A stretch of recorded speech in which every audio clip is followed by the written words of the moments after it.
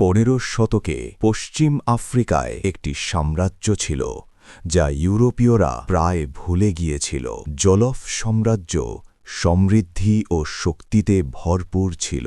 তাদের সৈন্যরা এতই দক্ষ যে কোনো আক্রমণ প্রতিরোধ করতে পারত।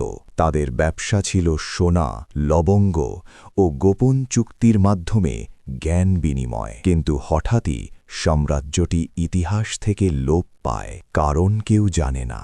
কিন্তু ইতিহাসবিদরা বলেন অভ্যন্তরীণ যুদ্ধ এবং ইউরোপীয় আক্রমণ মিলে এই শক্তিশালী সাম্রাজ্যকে শেষ করে।